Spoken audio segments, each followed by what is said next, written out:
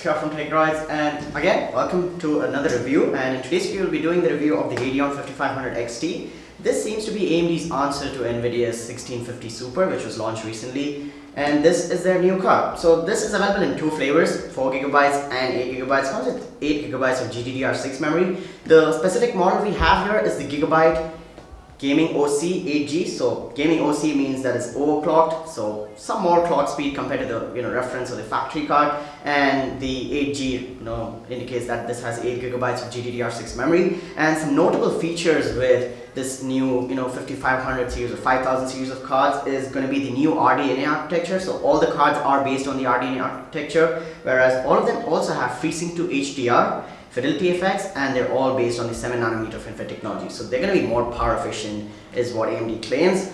And in today's video, let's review this. And this card is courtesy Vikas from Ankit Infotech. So this video wouldn't be possible without him. So huge thanks to Ankit Infotech. And yeah, they sell all sorts of PC parts and PC components. So if you're in Bangalore or in India looking for PC parts or trying to get yourself a new PC, maybe it'll be a budget PC or something for AI, something for gaming, deep learning, all sorts of PCs are available. So you can go check out his shop. All the details are in the description down below. So his phone number, his contact details, his social media, and the address of the shop itself. And if you want to order online, you can do it through pcstudio.in. And yeah, you'll find really good prices as well as free assembly and good support. So I totally recommend him. And that being said, let's get to the review itself.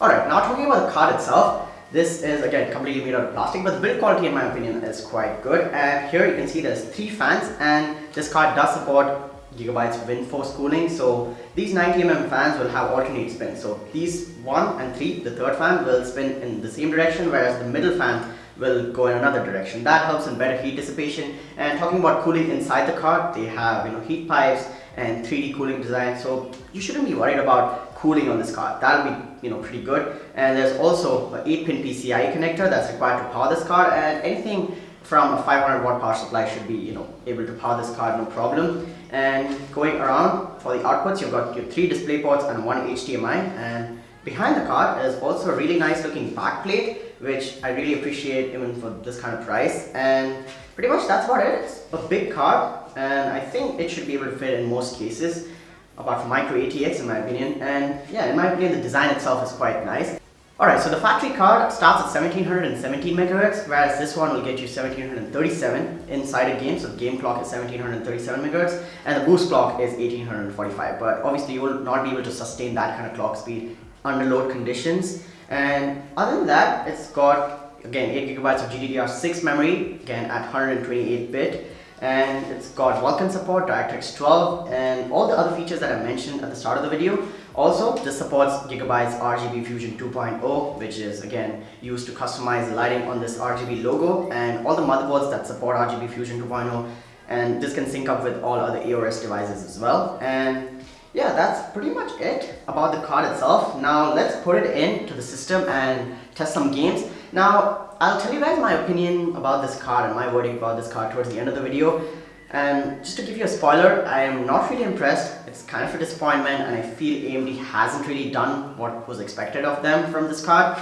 But yeah, let's just put it in and talk about our test system for today. We've got the Ryzen 5 1500X. We're testing it with the first generation Ryzen just to get some performance stats to see how it performs with the older generation CPU rather than a newer one. So yeah, we've got the 1500X. It's a quad core, no overclocking. So it's the stock speed, 16GB of RAM from G-Skill, so 2 8GB sticks in dual channel to get the best performance out of it, and that's 2666 MHz. And we have got the Gigabyte B350M HD3 motherboard, which is again a pretty nice motherboard. And again, huge thanks to NZXT. We have the Kraken M22 120mm AIO cooler, so we have no bottlenecks in terms of temperatures and stuff like that. And this is all put inside the Cooler Master MB500 case with the Corsair 550 watt power supply. So we're giving enough power and all the ideal conditions to test this card out. So let's put it in and I'll show you guys the benchmark. So here they are.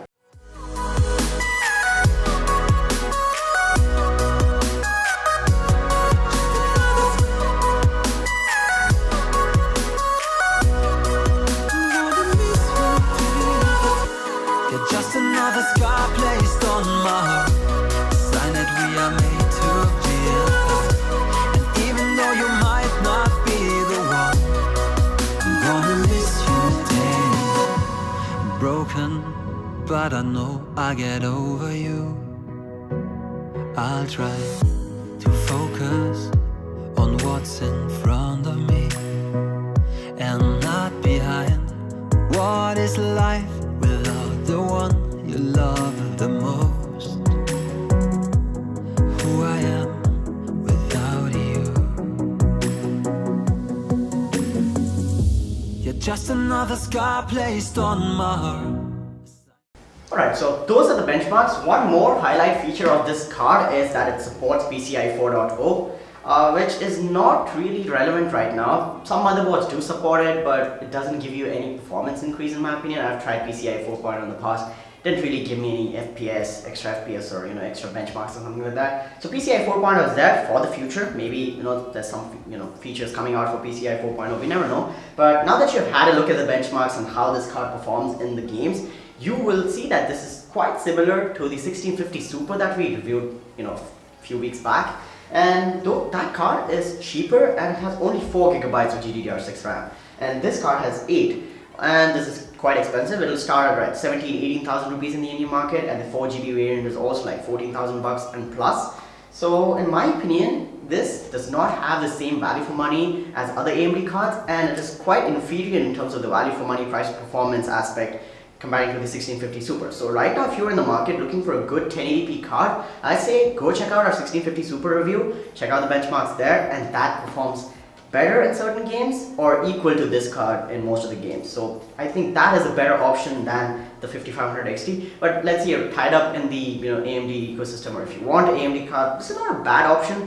But just remember that the value for money aspect is not that great. Although if you're trying to build a Hackintosh or something, or if you just want AMD card and you want the features that they offer, and yeah, the new software Adrenaline 2020 is also quite good with new anti-lag and Radeon Chill, Radeon Relive, that feature system that they have. If you are used to those and you want this card, it's not a bad card, but hey, the value for money is not that great. It didn't really live up to the hype and expectations that it created in the market. Although we've tested it out, it does play games, it is a good 1080p card, but it won't give you the best performance per dollar or FPS per dollar value. So that's the verdict on the 5500 XT. I hope you guys enjoyed this video. If you did, then go ahead and smash the like button. Also go check out Vikas from Ankit Infotech, and also all NZXT products are linked below in the description, so you can go check it out.